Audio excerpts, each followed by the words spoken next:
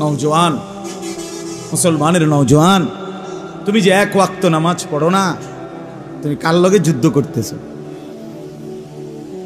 বাপ আমার, তুমি বুঝোনি কার সাথে তামাশা করতেছো, কার হুকুম লঙ্ঘন করছ?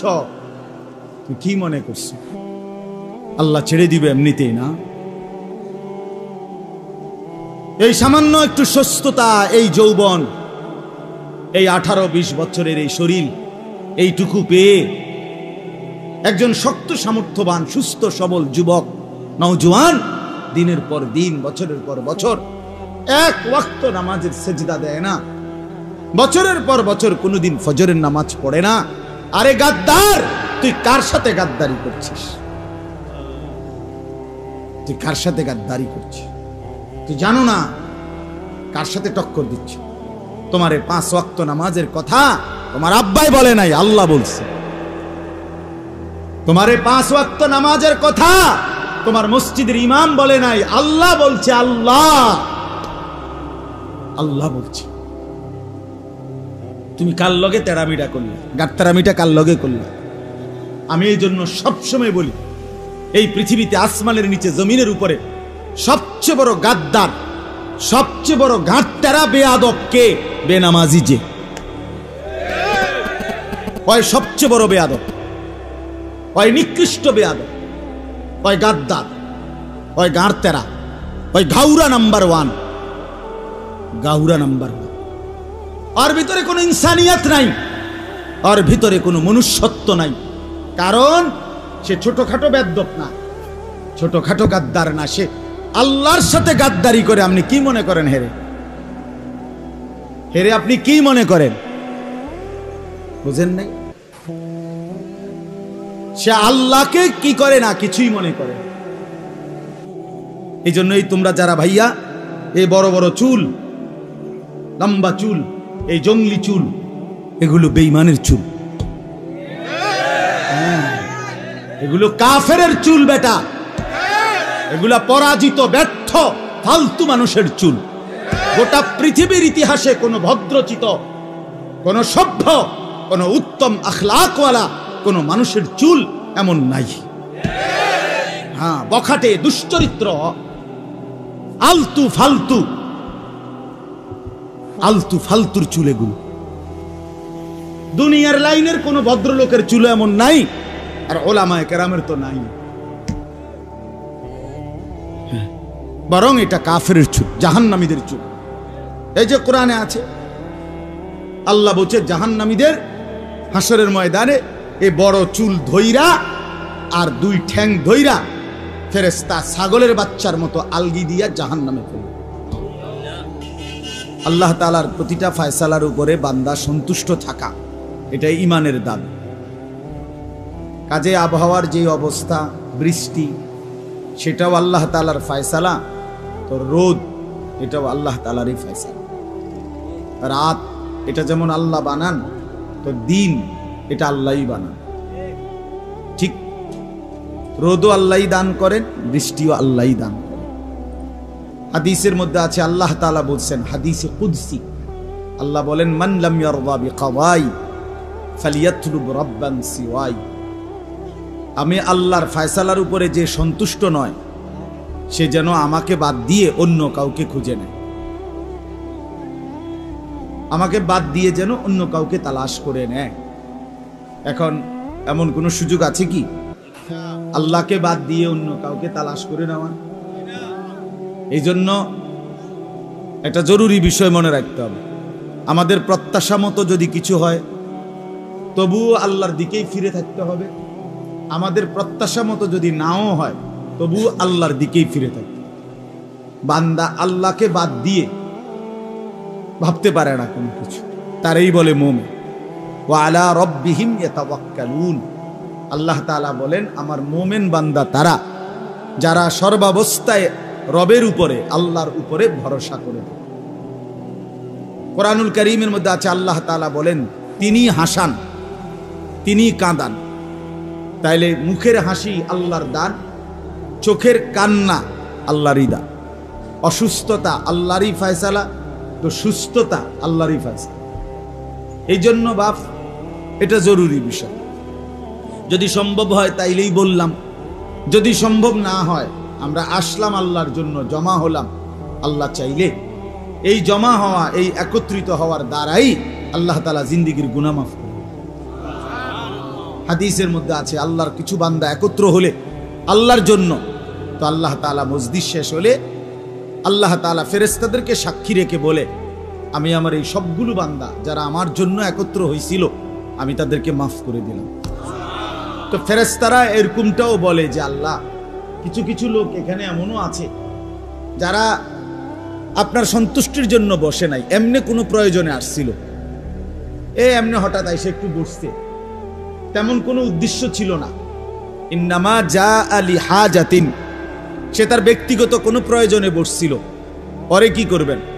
আল্লাহ তাআলা বললেন হাদিসে কুদসিতে যে আমার নেক বান্দাদের মজলিস এমনটাই দামি যে আমি আল্লাহ তাদের মজলিসে যে কোনো উদ্দেশ্যে যে আয়সা বসছে আমি তাদেরকেও মাফ করে দিলাম। হুমুল কওমু লা ইয়াশকা বিহিম জালিসুহুম, প্রিয় বান্দাদের মজলিস এমন যে তাদের সাথে বসে কেউ বঞ্চিত হয় না। আল্লাহ বলে কেউ বঞ্চিত হয়। এজন্য নেক বান্দাদের সহচর্য, সংস্পর্শ অনেক দাম, অনেক দাম। মাসালুল জালিসিস সালিহ ওয়াল জালিসিস সুঈ কাহামিলিল মিসক ওয়া নাফিখিল কির। নবী সাল্লাল্লাহু আলাইহি ওয়াসাল্লাম বলেন, নেক লোকের সাহচর্য আর মন্দ লোকের সাহচর্য কেমন? নবীজি বলেন, একটা হলো আতর বিক্রেতার মতো, আরেকটা হলো কামারের দোকানদারের মতো। আতর বিক্রেতার কাছে কেমন? কিনলেও সুগন্ধি, গেলেও সুগন্ধি, দাঁড়াইলেও সুগন্ধি। আর কামারের দোকানদারের কাছে আপনি গেলেই শুরু থেকে শেষ পর্যন্ত ধোঁয়ার দুর্গন্ধ ছাড়া আর কিছু না। বেশিক্ষণ বসে থাকলে ল্যাপটা দিয়া বইলে উঠবার পরে দেখবেন হয়তো পাঞ্জাবির কোনা, লুঙ্গির কোনা আগুনে পুড়ে গেছে, কয়লায় জ্বলে গেছে, মানে কিছু না কিছু ক্ষতি হবে। কমপক্ষে দুর্গন্ধ নাকে, ধোঁয়ার গন্ধ নাকে লাগে। এজন্য কোনো নাফরমানের সাথে বসলে অবশ্যই দেখা যাবে যে মন্দ কথাই শুনতে হবে, কিছু না কিছু কথা শুনতেই হবে। এই জন্য আপনাদের কাছে অনুরোধ, মেহেরবানি করে দয়া করে যেটুকু সম্ভব হয়, হঠাৎ করে বৃষ্টি হচ্ছে তো আপনি দৌড় দিলেও বৃষ্টি থামাইতে পারতেন না, আবার দৌড় দিয়ে বেড়াতারা পড়ে যাবে, ঠিক না? এদিক সেদিক দৌড় দিয়ে বা কই যাবে? এই জন্য দয়া করে যেটুকু সম্ভব হয় এতটুকু আমরা শুনতে থাকি। আল্লাহ তাআলা আমাদেরকে তৌফিক দান করেন, আল্লাহ তাআলা আমাদেরকে কবুল করে নেন। সম্মানিত হাজিরিন, আমি আপনাদের সামনে পবিত্র কোরআনুল কারীমের 29 নম্বর পারা, কোরআনুল কারীমের 70 নম্বর সূরা, সূরাটার নাম সূরায়ে মাআরিজ। মাআরিজ এই সূরার প্রথম দিক থেকে একবারে শুরুর আয়াত থেকে কয়েকটা আয়াত আপনাদের সামনে পড়েছি। যেটুকু সম্ভব হয় এইটুকুই আল্লাহ তাআলার দয়ায় বলার চেষ্টা করব। আল্লাহ তাআলা আমাদেরকে তৌফিক দান করেন। একটা গুরুত্বপূর্ণ জিনিস আগে বুঝেন, তাহলে এটা বুঝতে সুবিধা হবে। আল্লাহ তাআলা আদম আলাইহিস সালাম থেকে নিয়ে আমাদের প্রিয় নবী সাল্লাল্লাহু আলাইহি ওয়াসাল্লাম তিনি পর্যন্ত যত নবী এবং রাসূল মানুষের হেদায়েতের জন্য, মানুষকে আল্লাহর পথ, আখিরাতের পথ দেখাবার জন্য আল্লাহ তাআলা পাঠিয়েছেন, সমস্ত নবী রাসূলরা নিজ নিজ জাতির লোকদেরকে আল্লাহর দিকে ফেরাবার কথা বলতে গিয়ে, আখিরাতের কথা বলতে গিয়ে দুইটা বিষয় বাধ্যতামূলক বলতেন। একটা হলো জাহান্নামের আযাবের কথা বলতেন, আরেকটা হলো জান্নাতের পুরস্কারের কথা বলতেন। সমস্ত নবী মানুষদেরকে এই দুই কথা দাওয়াত দিতে গিয়ে, আল্লাহর দিকে ডাকতে গিয়ে শুনাইতেন। প্রত্যেক নবী বলতেন এ কথা যে অচিরেই সামনে আল্লাহর আযাব অপেক্ষা করছে, যদি কুফরি না ছাড়ো, শিরিক না ছাড়ো, কবিরা গুনাহ না ছাড়ো, আল্লাহর নাফরমানি ত্যাগ না করো, অচিরেই তোমাদের জন্য আল্লাহর আযাব অপেক্ষা করছে। কোরআনুল কারীমের মধ্যে নবীদের কথা আছে। সব নবীরা বলতেন, হে আমার জাতি, ইন্নী আখাফু আলাইকুম আযাবা ইয়াউমিন আযীম, তোমাদের এই অব্যাহত নাফরমানি, আল্লাহর অবাধ্যতা, আমি কিন্তু ভীষণ ভয় পাচ্ছি তোমাদের জন্য ভয়ানক আযাবের। এই সব নবীরা কবরের আযাব, জাহান্নামের আযাব, পরকালের আযাব, আল্লাহর আযাবের কথা বলতেন মানুষদেরকে ফেরাবার জন্য, আল্লাহর দিকে আনবার জন্য। জাহান্নামের ভয় দেখাতেন, কবরের ভয় দেখাতেন, হাসরের ময়দানের ভয় দেখাইতেন। আর এটা আল্লাহ তাআলাই আদেশ করেছেন, আল্লাহ তাআলাই বলেছেন। তো আমাদের প্রিয় নবী সাল্লাল্লাহু আলাইহি ওয়াসাল্লাম, আল্লাহ তাআলা যেদিন উনাকে প্রথম আদেশ করছেন যে আপনি আপনার জাতির বংশের আত্মীয় স্বজনদেরকে আল্লাহর ভয় দেখান, এই প্রথম যেদিন আল্লাহর কথা প্রকাশ্যে বলার আল্লাহ তাআলা অনুমতি দিয়েছেন, আদেশ করছেন, ও আনদির আশিরাতাকাল আকরাবিন, আল্লাহ তাআলা বলছেন, হে বন্ধু, আপনি আপনার নিকটতম আত্মীয় স্বজনদেরকে আল্লাহর ভয় দেখান। তো নবী সাল্লাল্লাহু আলাইহি ওয়াসাল্লাম এই প্রথম এই আয়াত নাজিল হওয়ার পরে, আল্লাহ আদেশ করার পরে, সাফা পাহাড়ের মধ্যে দাঁড়িয়ে নবীজি কুরাইশের, মক্কার ওনার বংশের লোকদেরকে ডাক দিয়েছেন। সাফা পাহাড় যারা হজ এবং উমরায় গেছেন, আল্লাহর ঘর তাওয়াফ করার পরে দ্বিতীয় কাজ যেটা, সাফা মারওয়া পাহাড়ের দুইটা পাহাড়ের দুই পাশ থেকে, এই পাশ থেকে ওই পাশে হাঁটতে হয়, সাই করতে হয়। ওই প্রথম পাহাড়টার নামই হলো সাফা পাহাড়, এটা একটা পাহাড়ের নাম। এখন একবারে নিচতলায় সামান্য একটু পাহাড়ের মাটির অংশবিশেষ আছে, আগে বড় পাহাড় ছিল। এবং নবী সাল্লাল্লাহু আলাইহি ওয়াসাল্লামের বাড়ি, জন্মস্থান, ঘর ওই পাহাড় থেকে সামান্য একটু, এই চোখে দেখা যায় এরকম। এবং এই জায়গার মধ্যেই মক্কার কুরাইশদের কাবা ঘরের আশেপাশেই নবীজির বংশের যারা মেন আত্মীয় স্বজন তারা থাকতো। আল্লাহ নবী সাল্লাল্লাহু আলাইহি ওয়াসাল্লাম এই পাহাড়ের টিলার মধ্যে দাঁড়িয়ে ওই মক্কার কুরাইশ ওনার বংশের লোকদেরকে ডাক দিয়েছেন, সবাই আসছেন। সংক্ষেপে বলতেছি, নবী সাল্লাল্লাহু আলাইহি ওয়াসাল্লাম সবাইকে ডাক দিয়ে একত্র করে বললেন, আপনাদের কাছে আমার প্রশ্ন, আমি যদি বলি এই পাহাড়ের ওই পারে, মনে করেন এই পর্দার ওই পারে, পাহাড়ের ওই পাশে দৃষ্টির আড়ালে শত্রু বাহিনী আপনাদের উপরে এই মুহূর্তে আক্রমণ করার জন্য একদম প্রস্তুত, অস্ত্রশস্ত্র নিয়ে, আকুনতুম মুসাদ্দিকিন, আপনারা কি আমার এই কথাটাকে সত্য মনে করবেন? তো তখন উপস্থিত সমস্ত লোক বলল, ক্বালু নাম, হ্যাঁ, মা জাররাবনা আলাইকা ইল্লা সিদকান, বলল সবাই, মুহাম্মদ, এই পর্যন্ত যতবার তোমারে দেখছি আমরা আমাদের অভিজ্ঞতায় কখনোই তোমাকে সত্যবিহীন মিথ্যে বলতে দেখি না, কখনোই দেখি না। কাজে এটাই আমাদের জানা অভিজ্ঞতা যে তুমি সত্যই বলে থাকো। এই তখন সর্বপ্রথম নবী সাল্লাল্লাহু আলাইহি ওয়াসাল্লাম ওনাদেরকে বললেন, ফাইন্নী নাযীরুন লাকুম বাইনা ইয়াদাই আযাবুন শাদীদ, তাহলে হে আমার জাতি শোনো, আমি মুহাম্মদ তোমাদেরকে ভয় দেখাচ্ছি, বাইনা ইয়াদাই আযাবুন শাদীদ, অত্যন্ত ভয়ানক মর্মান্তিক আযাবের, যা তোমাদের জন্য অপেক্ষা করছে। তোমাদের এই কুফরি, তোমাদের এই শিরিক, তোমাদের এই আল্লাহর অবাধ্যতা, তোমাদের এই পাপের সাগরে ডুবে থাকা, এটা তোমাদেরকে আযাবের মধ্যে নিপতিত করবে।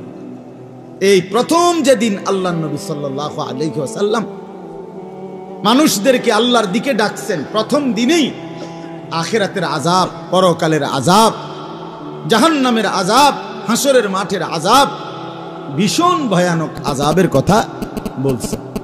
এবং পরবর্তী 23 বছর একটানা সব সময় নবীজি সাল্লাল্লাহু আলাইহি সাল্লাম মানুষকে যাই বলছেন তার মধ্যে এই দুইটা জিনিস কমন ছিল। একটা হলো জান্নাতের সুসংবাদ, আর হলো জাহান্নামের আযাবের ভয়। জাহান্নামের আযাবের ভয়। আমার বাপ, আমার বলার উদ্দেশ্য হলো এই যে নবীজি আযাবের কথা বলা শুরু করছে, এই প্রথম দিন থেকেই দুষ্ট কাফের কুরাইশরা, কাফেররা নবীজি সাল্লাল্লাহু আলাইহি সাল্লামের এই কথাটাকে প্রত্যাখ্যান করছে, উড়াইয়া দিছে এবং ঠাট্টা করত, মস্কারি করত, তিরস্কার করত। এক পর্যায়ে এই সূরার শুরুতে আছে যার কথাটা, এই মক্কার কাফেরদের মধ্যে একজন কাফের সর্দার ছিল নজর ইবনে হারেস। আবু জেহেল, আবু লাহাবের মতো সেও ছিল নবীজির প্রচন্ড বিরোধিতাকারী। নজর ইবনে হারেস এই কাফের বেঈমান এতটা অহংকারী ছিল, এতটা ঔদ্ধত্যপূর্ণ ছিল, সে প্রায় দিনে নবীজির কাছে আইসা বলতো, ডাইরেক্ট বলতো, মুহাম্মদ ওই যে তুমি যে কও আযাব আসবে, অহন আইতে কও, এখন দিতে কও, তোমার আল্লাহরে কও এখন আযাব চাই। কেডা দেয়? কি দেয়? দাও, বলো আমি আযাব চাই, দাও এখন দাও। এরকম জঘন্য ছিল। মানুষ যখন অহংকারী হয়, মানুষ যখন নিজের উপরে অহংকারী হয়ে যায়, মুতাকাব্বির হয়, তখন সে আল্লাহকেও পরোয়া করে না। অথচ তার আন্দাজ করা উচিত ছিল সে আযাবটা কার কাছে চাচ্ছে, আল্লাহর আযাব চাচ্ছে, কিন্তু সে এটাকে মোটেই পরোয়া করে না। তো আল্লাহ তাআলা এই নাফরমান লোকটা নজর ইবনে হারেস, এই কাফের কুরাইশ, তার এই আবেদন যে সে সরাসরি আযাব চাইতো, তো আল্লাহ তাআলা ওই কথাটা এখানে উল্লেখ করছেন এই সূরার শুরুতে। আল্লাহ তাআলা বলেন, সাআলা সাইলুম বিআযাবি ওয়াকি'। বন্ধু, আমি শুনতেছি একজন আহ্বানকারী প্রতিনিয়ত আপনার কাছে নিশ্চিত আযাবের ব্যাপারে আহ্বান করছে, আপনার কাছে চাচ্ছে সে। আমি এটা শুনতেছি, আমি এটা দেখতেছি। তো আপনি তারে বলেন, লিল কাফিরিনা, আযাব কিন্তু নিশ্চিত বেঈমানদের জন্য আসবেই আসবে। তুমি মস্কারি মনে করো না, তুমি ঠাট্টা মনে করো না। লাইসা লাহু দাফি', আর সেই আযাব যখন আসবে তো কায়নাতের কারো শক্তি নাই সেটা প্রতিহত করবে, প্রতিহত করবে। আল্লাহ তাআলা কোরআনুল কারীমের অন্য জায়গায় বলছেন, আওয়ালাম ইয়ালাম আন্নাল্লাহা কাদ আহলাকা মিন ক্বাবলিহি মিনাল কুরুনি মান হুয়া আশাদ্দু মিনহু কুওয়াতান ওয়া আকতারু জামাআ। আল্লাহ বলেন, অবিশ্বাসী নাফরমান, তুমি জানো, তুমি যে আমি আল্লাহর নাফরমানি করছো, এই বান্দা তুমি কি জানো, খবর নাও, আমি আল্লাহ ইতিপূর্বে তোমার আগে শক্তিতেও বেশি ছিল, সম্পদেও বেশি ছিল, এমন অগণিত জাতি, ব্যক্তি, গোষ্ঠী আমি আল্লাহ ধ্বংস করে দিয়েছি, ধ্বংস করে দিয়েছি। আল্লাহ বলেন, আরে বেঈমান, আযাবের ব্যাপারে সন্দেহ মনে হয়, তুমি কি জানো না আমি আল্লাহ ইতিপূর্বে কাউকে আযাব দেই নাই?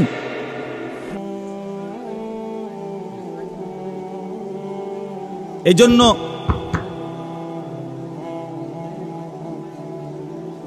আল্লাহ মাফ করে দেন, আল্লাহ আল্লাহুম্মা হাওয়ালাইনা ওয়ালা আলাইনা, আল্লাহুম্মা হাওয়ালাইনা ওয়ালা আলাইনা, আল্লাহুম্মা হাওয়ালাইনা ওয়ালা আলাইনা, আল্লাহুম্মা হাওয়ালাইনা ওয়ালা আলাইনা। ঝড় বৃষ্টি হলে আল্লাহর নবী সাল্লাল্লাহু আলাইহি ওয়াসাল্লাম এই দোয়া পড়তেন। অর্থ হলো, আল্লাহ এই বৃষ্টি বাদল এটা আমাদের পক্ষে দিয়েন, আমাদের বিপক্ষে দিয়েন না। অর্থাৎ এটা যেন আমাদের জন্য মুসিবত না হয়, এটা যেন বন্যায় রূপ না নেয়, এটা যেন জলোচ্ছ্বাসের রূপ না নেয়, বড়সড় কোনো মুসিবত না আসে। আল্লাহ তাআলা আমাদের সবাইকে হেফাজত করেন।